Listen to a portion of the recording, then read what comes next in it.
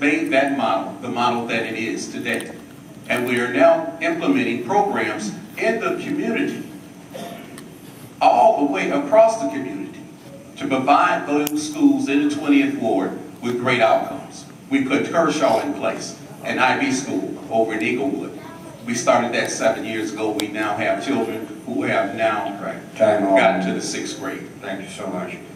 We're moving to the next, which I was so anxious to get to.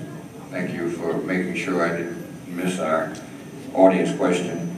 Public safety. Everybody's concerned about that. We had more killings in January this year than we did last year. Which, you know, we've got a problem. There's no doubt about it. It's not just here. It's everywhere. We're concerned about what's happening in the 20th Ward. And so what would we do with that? We'd like to hear from each of the candidates for 2 minutes, and we'll start with, this time, with Mr. Bailey. This is one of my favorite topics. I believe one of the largest demographics was brought up earlier, between 15 and 24, is absolutely ignored for the most part. They are the largest influencers of violence. They're the largest victims of violence. They're the largest homeless population across this ward. And we don't have representation speaking up for them and providing the resources necessary to stop this violence in the community. When I get off the expressway coming from work or wherever I'm coming from, it really is something unfortunate to see our teenagers who are very well able-bodied. The best that they can do as far as opportunities is beat on the buckets or shake a cup at 19 years old. That really touches me on the inside. It's upsetting to see.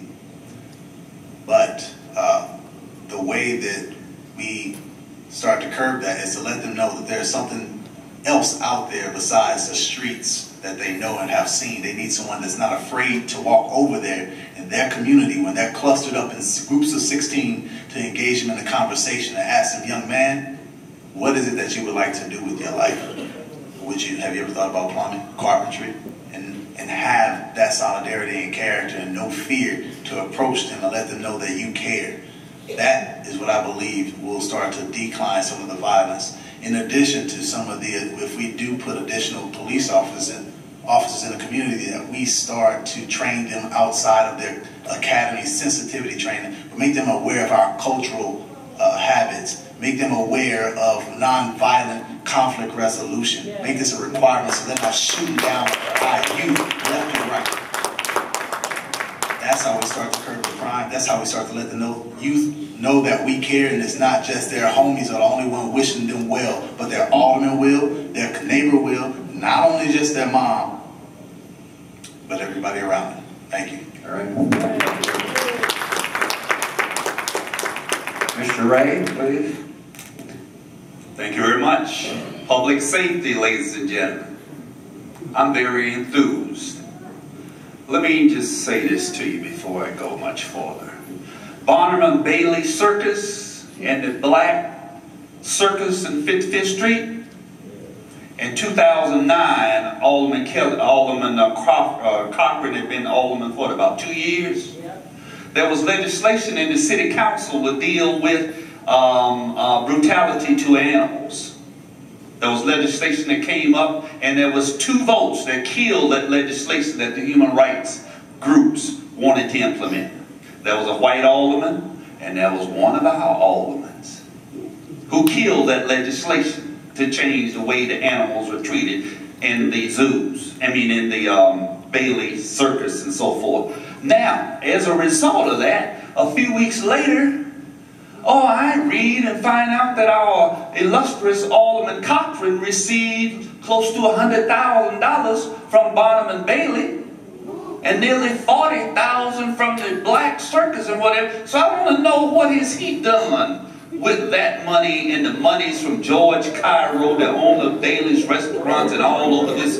What has he done to implement and put in place any programs for your kids and mine? Come on now, bring it on down. How much money does he have? $1 million? $500,000? Come on now, let's get serious here. All right. Mr. Radcliffe, please. Thank you. this is the main reason, and one of the most important reasons why I'm running for Alderman. I'm tired of seeing our babies buried. Yes. I'm tired of it. I took the last phone call that I was going to take. When a 9-year-old young man got killed, I talked to his mother. When he got shot 7 times in the chest.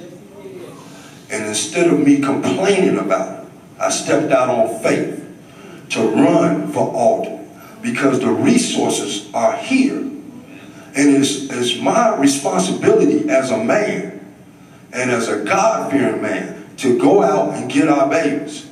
You asked a question, ma'am. You said, what are we going to do about the gangbangers? I want all the gangbangers because I'm the one who loves to coach and train them. They need somebody that cares for them. The one thing I do know in the 20th ward, because I've been doing this for a long time, is the gangbangers have already come to me and said, Coach Radcliffe, if you are running for Alderman and we vote for you, are you going to forget about us? Are you going to turn your nose up at us, or are you going to help us? And I'm here to tell you I'm not going nowhere. I'm going to help every child, adult, senior, or whatever there, because I am the Alderman of the 20th Ward. It is my responsibility to go get our babies and make sure we don't have any more burials. This church, churches should not be for burials every single day. And I'm tired of it. Thank you.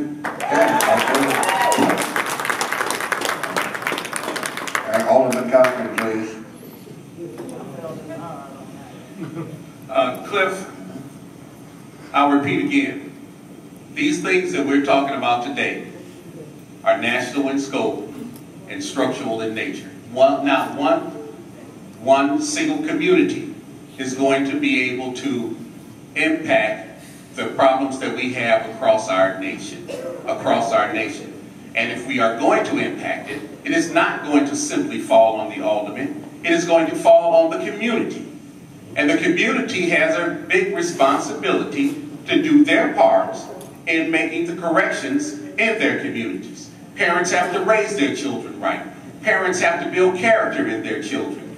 Parents have to know where their children are. Parents have to raise their children and support the police. They have to support the teachers. They have to support the educational outcomes of their children. And that is where we are at as a unit, not just one.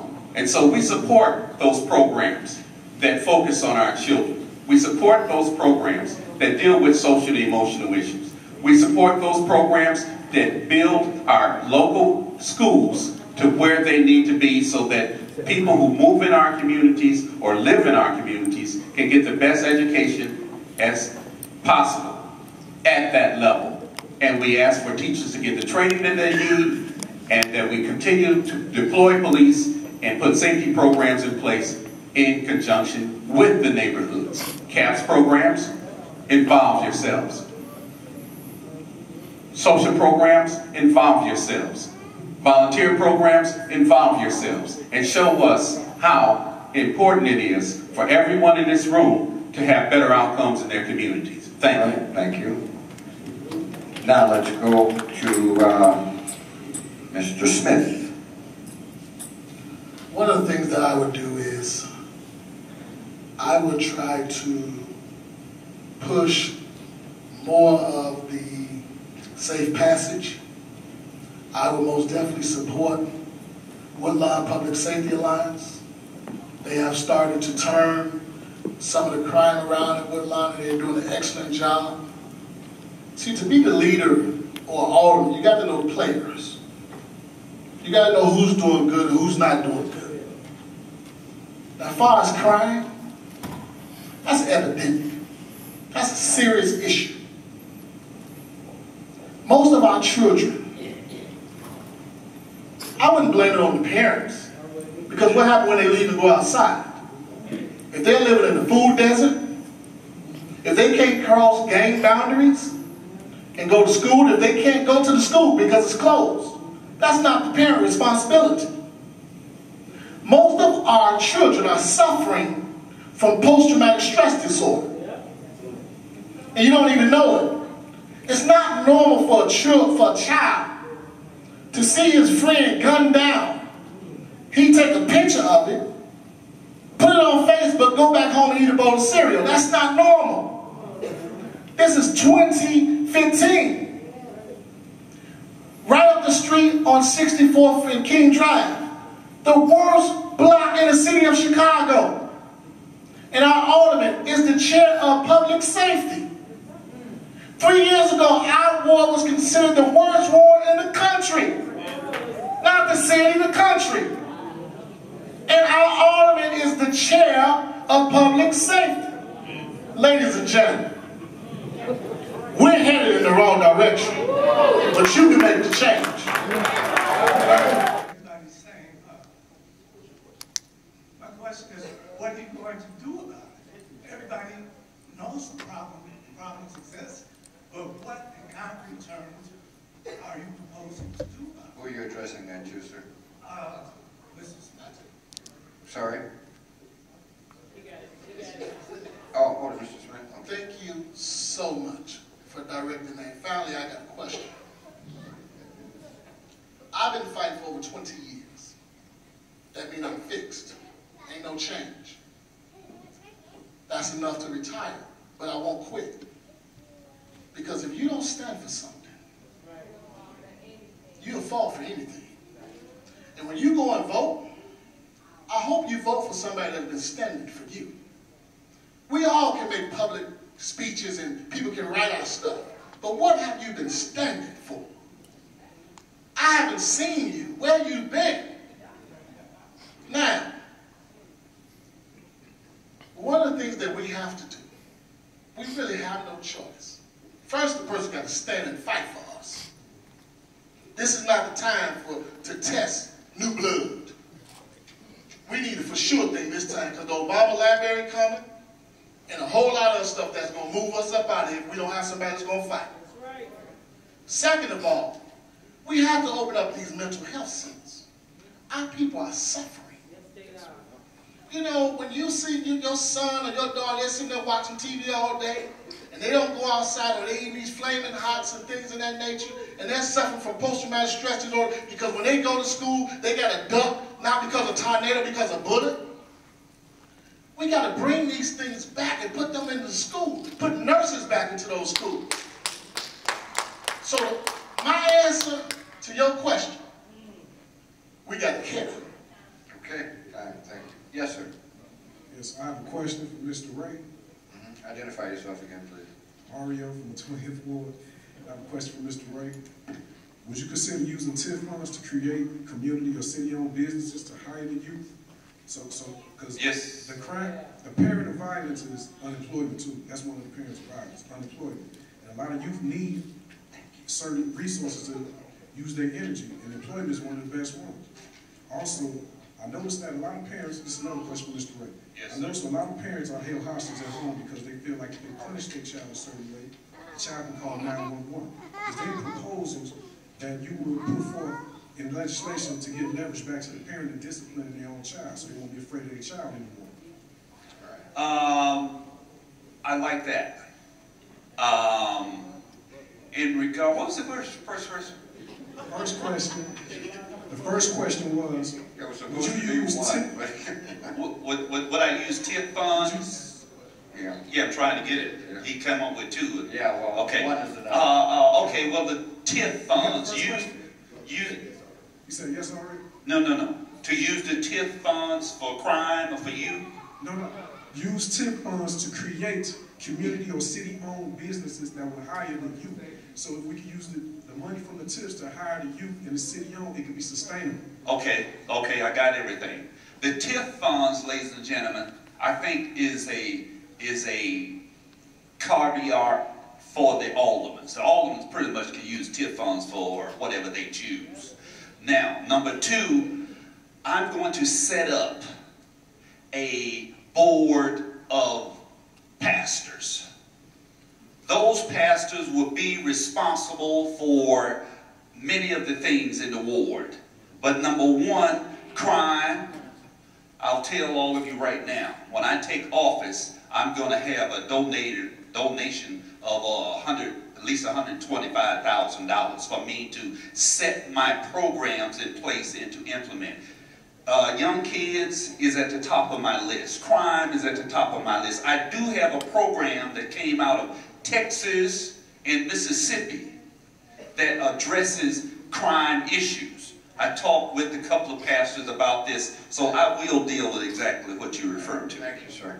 I just want to thank Redford Smith, who is the executive assistant to the pastor, and also Jada Russell, the founder and chief strategist. They have put together these, with, of course, with the doctor. They've done a great job. Make sure we know that we appreciate that. The current alderman, and this is 2 minutes each. As the current, we'll start off obviously with the alderman. As the current alderman, what are 1 or 2 initiatives you proactively lead or work on that you are most proud of? Secondly, Alderman, what are 1 or 2 initiatives or votes you wish you could have changed if you had a chance to do it over? And how would you grade yourself during the last 4 years and why? And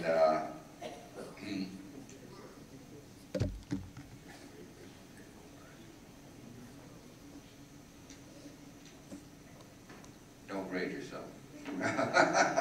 Okay. Okay. And hold on 1 second. We're going to have you do that, and then we'll have a quick response, and then we'll go to the candidates. Go right ahead. Well, you know, that question is like asking a parent, which one of 10 children do you like best? We've worked on education, we've worked on affordable housing, market rate housing, neighborhood planning, green healthy neighborhoods, health, youth programming, ex-offender programs, housing, community garden, business expansion, wealth building, community engagement, safety strategies. And we have an award-winning STEAL program that runs out of Delta Elementary School. We've worked to extend school hours, infrastructure improvement, and charitable giving, reduction in crimes. There's a reference to Block O. The truth of the matter is, the Woodlawn Public Safety Alliance and the work that the police department has done really reduced the murder rates over there to 2 out of the last 18, 20 months. So that Block O fallacy comes from the media, and people are buying into it. Preparations for education and initiatives, and we've gotten $3 million put by Norfolk and Southern to economic development, health initiatives, and education and workforce development as a result of the work that has gone on over in the Inglewood community. There are a number of different things that we've worked on. And so we cannot just pick 3 because there's too many to pick. We've had too much of an impact, both short-term and long-range, to pick 3. And so that is my answer in that area. Let me just follow up on this just 1 second, because we're not grading, but was there any vote that you took that you would rather have not voted as you did? A lot of times that happens because things change. Yeah. The 20th Ward has about 186 meters in it. 186 meters. As a result of that, the meter deal is one of those things that I wish that we could have pulled back. I was focused on my ward and the challenges that would come from that. If you only have 186 meters and you're benefiting your community by getting tax revenue or revenue from the sale of those meters, then that means that my community is benefiting more than any other community that is. Now, those communities that have number of meters are those communities that would be hurt most. But the 20th Ward, 186 meters, and getting the benefits of not having taxes increased, not having to be burdened by additional challenges coming from resources, that is one of the things that I would have pulled back. Okay, very good. Okay, now we go to the candidates. And as individuals running for alderman, what are 1 or 2 initiatives that took place over the last 4 years that you agree were good for the ward and what would you have done differently as the alderman? So we'd like to hear from you, and then we're going to take a couple of questions from the audience. We'll start this round with Mr. Ray. Thank you, sir. You're welcome. Over the last 4 years, I would have to agree that the current alderman's increase in the police patrolling, the bicycles, walking, etc., that he requested, he had no other choice. It was an epidemic with us. Just 3 weeks ago, right here at 63rd Cottage Grove, a young man was shot in the head. It's shootings every day, virtually, at 63rd Cottage Grove. And the alderman's office is right down the street. Okay? Now, the 6-month-old baby who was shot and killed at 65th in Maryland. Okay. The alderman goes to Corey Brooks Church for the funeral and says to this congregation, I don't care what y'all do. I care less about you. I'm only concerned that the 6-month-old baby was shot. The 13 people in Sherman Park that was shot. Alderman goes to the reported people and says, this happened because it's Obama's fault. Obama's the president. He's from Chicago. He's the president. He should be here and stop this killing and this massacre. How stupid can you be to blame the president of the United States for all the carnage that is happening for the Sherman Park or whatever in the 20th Ward?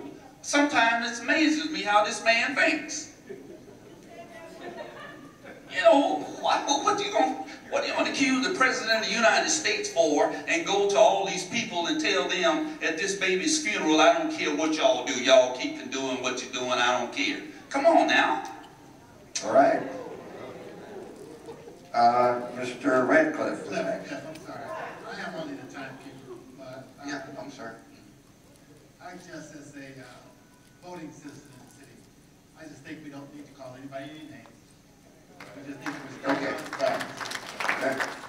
We're in a house of God. Thank you. I agree with that. Okay. Could you yes, Mr. Radcliffe, please? Go right ahead. Could you repeat that question?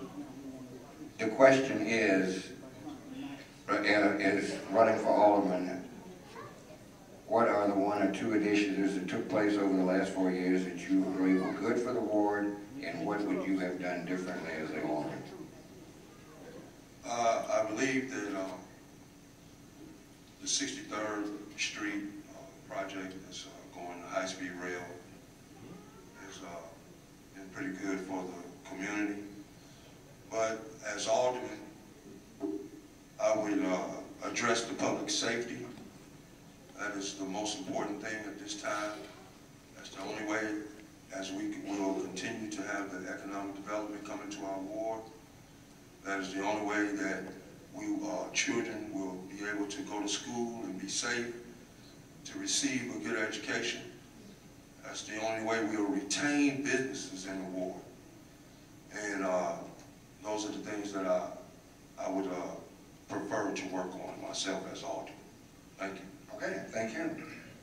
Next, of course, we have Mr. Smith. Thank you, Cliff. Every community does not have the opportunity that our community has. Just a few blocks we have the University of Chicago that have a $7.5 million or $1 billion endowment. They are willing to work with us. They're willing to help us do economic development and to change this community. But the problem is, they don't have an alderman that's willing to work with them and negotiate.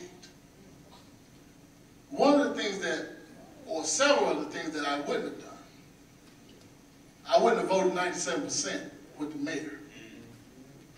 I wouldn't have leased the Skyway, the Skyway and the parking meters. I wouldn't have voted 2 tickets you get to boot. I wouldn't have voted on the budget to close our schools. I wouldn't have voted on the red light camera or the speed light camera. I wouldn't have done that. But the best thing is, it's almost over.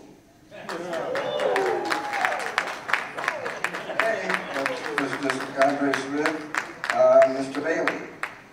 Alrighty. I believe one of the good things that has happened in this ward has been the decrease in violence and shootings in the Woodlawn area. But I believe that credit goes to the Woodlawn Safety Alliance. I think it just happened while the Alderman was sitting in office. Just like a lot of the other things he passively included himself in. But one thing he does tout himself on is the creation of the squash court. I think that's very applicable to some residents in some other locations, but not too much to too many here.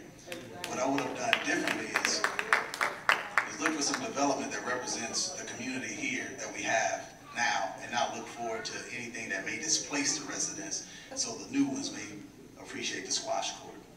I would have been in tougher negotiations with the train companies as they have been going over Inglewood and taking property left and right.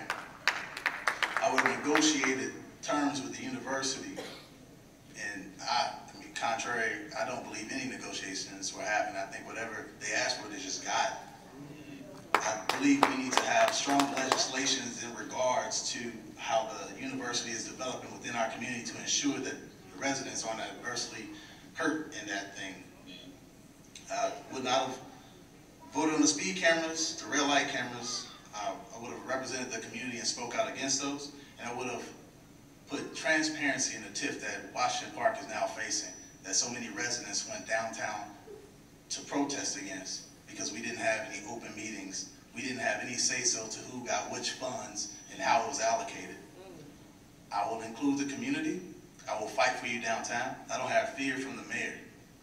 I don't have fear from any of the legislatures. Most they can do is say no. Okay, thank you so much. All right, we are now going to get a rebuttal from the Alderman. Alderman, go right ahead, please. Well, it demonstrates a lack of knowledge by the people who are sitting at this table. First of all, the red light cameras were in place before I became Alderman. I had nothing to do with that. And 95% of the people who are in that squash program are Afro-American and getting scholarships to go to Ivy League schools. Development in our community is done based on private investment as well as public investment. New neighborhood stabilization money, $180 million came into the 20th Ward, into Chicago. The 20th Ward got $80 million of that to revitalize residence areas, put affordable housing in place.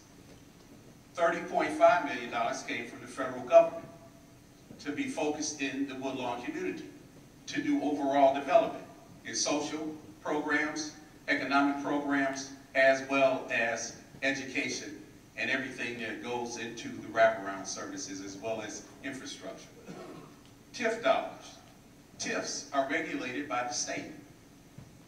You are required to have a number of public meetings. If you don't have those public meetings, then the TIF is now refuted. That has happened once because we went over 2 weeks because we did not get it before the Finance Committee. 4 meetings. Community, in front of the Planning Commission, in front of the CDC, in front of the Budget Committee, in front of the Finance Committee. State regulated. So there's no such thing as the not having the appropriate programs or having the people to have their voice. And all of those are public meetings where you have an opportunity to speak. And so those, and 97% with the mayor, I wish I could go on to talk about that. That's absolutely wrong. And most of the things that you vote with the mayor on are regulated by the state that requires him to introduce those things to the council. All right, thank you so much. There has been, in my opinion, because I used to be a precinct captain under Brenda Troutman, and unfortunately when she was indicted, and the current alderman came in, precinct captains died. And that was the connect between the alderman's office and the people. And so I get your emails. You have newsletters, but everybody don't have an email in the 20th ward. Everyone doesn't have access to a computer. And the only time that we hear from you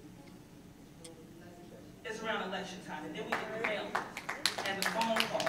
All right, that's fine.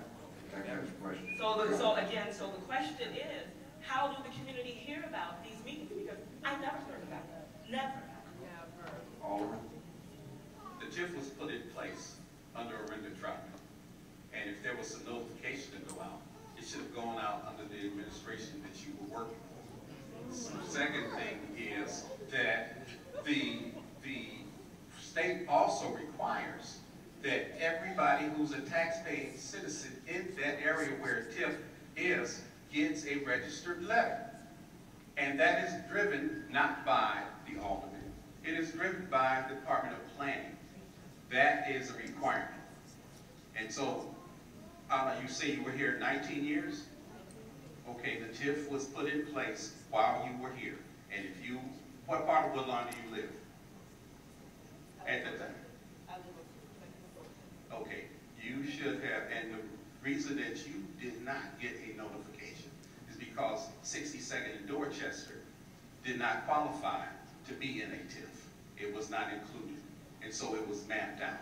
I did not get it because it was mapped out. It did not meet the characteristics that qualify an area as blighted to get a TIF. Your block did not meet that qualification.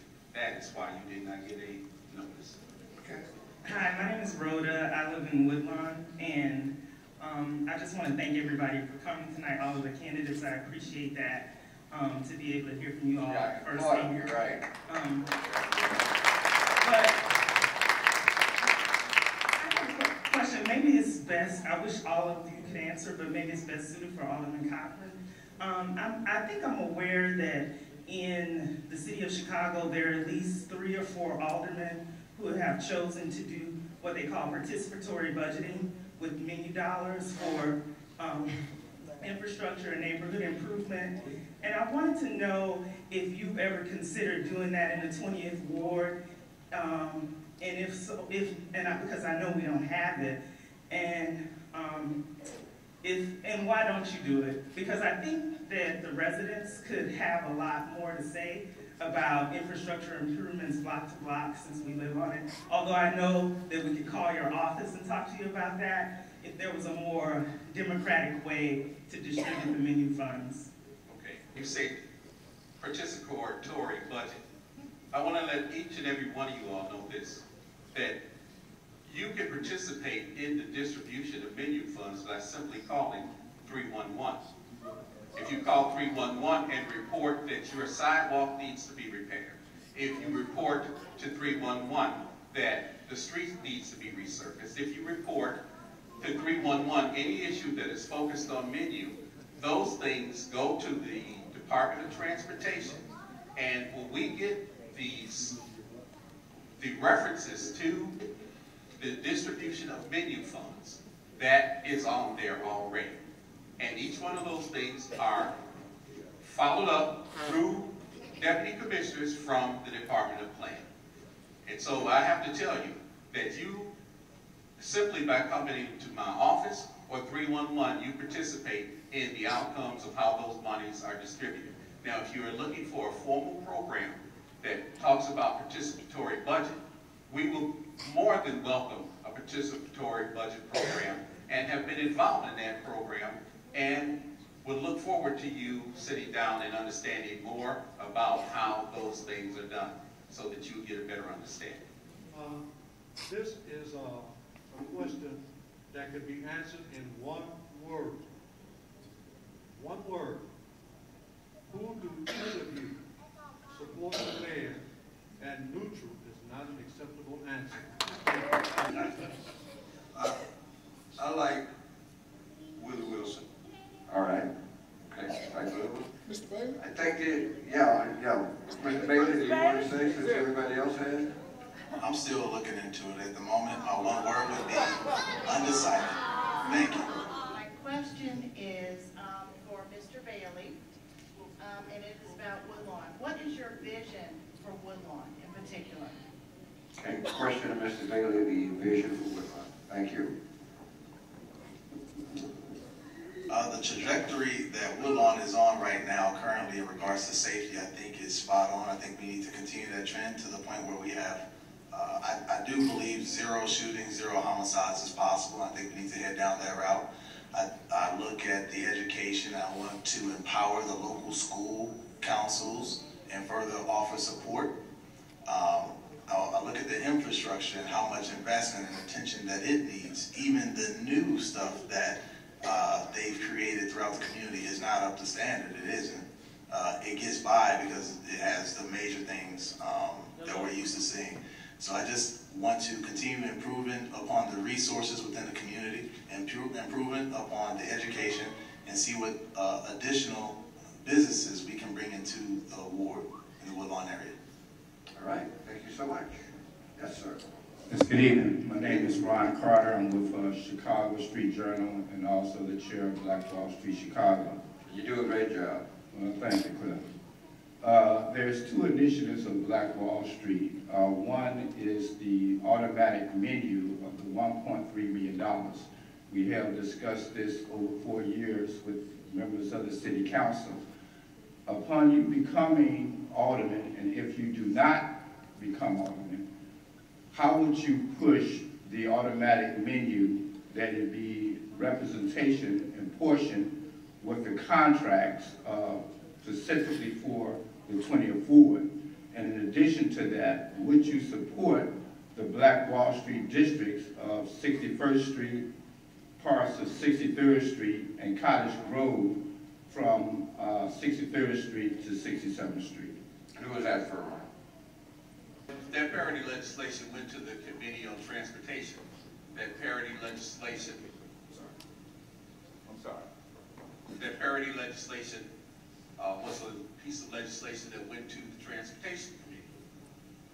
Pardon? Then you submit that to the council, then you submit that to the Transportation Committee? No, Alderman. That has been submitted to the Black Caucus. It's been submitted to every alderman. Alderman Brookins indicated that he was going to present it to the Black Caucus for over 2 years now. Nothing has happened with it. There was been 11 black aldermen that said they was going to push it, and nothing has happened this far. As far as presenting it to the, there have not been a sponsor of other legislation. There's been aldermen that said they were going to sponsor it, but no alderman has presented it to the city council. So what you're saying, Ron, it hasn't even been presented as of yet? No, and no sponsor from any alderman. Okay, so, yeah, Alderman? Okay, Ron, the thing that has to be done is it has to be sponsored. Yeah. And when you say 11 aldermen, and I am one of those aldermen who have been in support of that. Now, the process has to move forward from there. And it is up to you to give that to someone to sponsor that. But I have told you, and we support that, and we'll continue to support it. So now that I know where you are at with it, then now we have to move forward.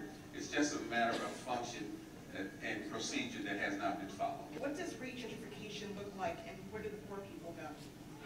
Oh, my dear, my dear. Oh, wow. I've attended meetings over the last 2 or 3 years involving regentrification. Regentrification, especially dealing with the 10th district from 71st, I believe, 55th, where King Drive, Cottage to what have you. And my understanding is that we should not be surprised down the road, slowly down the road, where there are going to be a number of people who are not going to look like myself and Mr. Radcliffe, who's going to be moving into portions of King Drive, etc., etc. They're going to be people, maybe 2 men and 2 women, walking their dogs, riding their bikes, etc., holding hands, etc. This has been a part of the regentrification meetings that I've attended at this the school across from the hospital here on 51st. I can't name the lady who sponsored it, but there are changes coming to our ward in regards to regentrification, and especially acquiring many of our graystones, two flats, etc. And there are funds through the city of Chicago for individuals to acquire these properties and to rehab them. So keep your mind open now. Thank you. By the way, just so everybody knows, those 5 that are standing here will be our last group to ask questions. And I just want to thank all of you because you've been great. Let's go to you, sir. Yes, I am Jeffrey Turner, and I've been a long-time resident of the 20th Ward, and I see a lot of changes coming. The University of Chicago has purchased 26 properties around Washington Park, and no one's touched on Norfolk Southern that's proposing a trucking line and the rail corridor, which would bring pollution, and there was no public meetings on it. And I do know Mr. Bailey has worked for Norfolk Southern, I believe, or the railroad, but it just makes me wonder if there's a bigger plan for the community. I want to ask Mr. Bailey, how long have you lived in Woodlawn? Or was the railroad involved with you running for alderman at all? All right, thank you. All right, no, there's no conspiracy. I've never lived in Woodlawn. I've lived in Inglewood when I was younger, and Washington Park currently.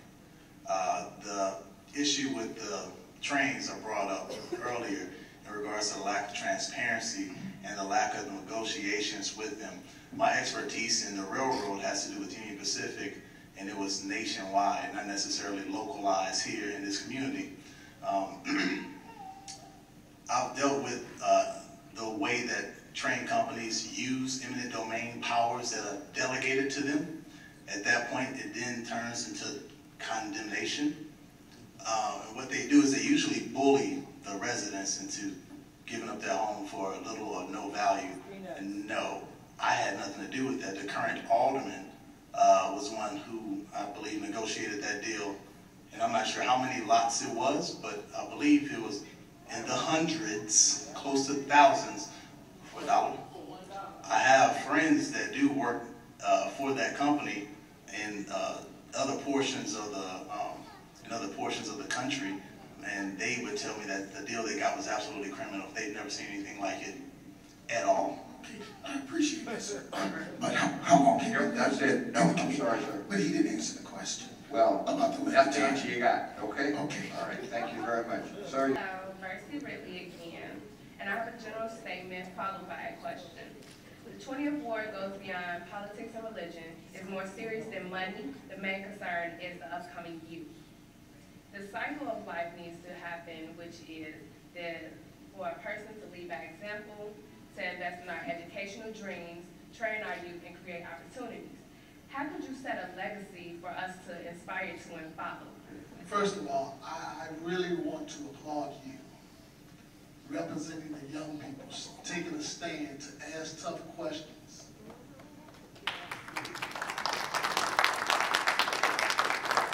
And I want to say this to you.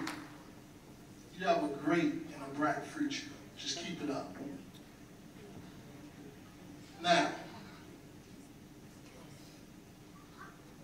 I don't know what my legacy is going to be. I've been fighting for 20 years on the front line, supporting the mothers that lost their children, picketing sites in our ward and out and in the city that is development going up, jobs going up, but nobody's working on them, shutting them down, doing a number of different things. But I can tell you that I'm not going to quit, because that's what matters. There's a young man that got shot on what they call O-Block. O-Block is the worst block in the city of Chicago, 64 King Drive. He was one of the gang leaders. He got shot in the eye, left there for dead. Hospital got him back, but he had nowhere to go. They was putting him out. I took him into my house. Strange. Our job is to give our life for somebody else. That's right. This is not a game. This is people's lives. When you go vote, don't vote for your friend, because your friend may not be a good leader. Okay, time. My name is Mario, again, from the 20th Ward. Question for Mr. Baker. Now, the teacher, police, and fire department pension fund is underfunded greatly. What would you do to fund it properly? Would you use spending, cuts, or a combination of both? And if possible, would you move from a defined benefit to a defined contribution plan? Honestly, but for the first portion, I believe you don't necessarily have to stick to those two buckets. One thing about my background is that I've done lean construction processes, which means that we handle operations without well-defined structure. But when you have someone who specializes in streamlining different activities, they come through and they understand where the money can be saved at, how to expedite processes, and how to minimize waste. And that's what I plan on bringing, some new innovative ideas that I've learned doing my operations across the country to the ward and to the city to help fund that budget through finding where waste of millions of dollars has been. And for a quick example, I got 30 seconds, one company found out that they saved $200 million a year by printing on both sides of a paper. Okay. Something as simple as that, saving $200 million a year.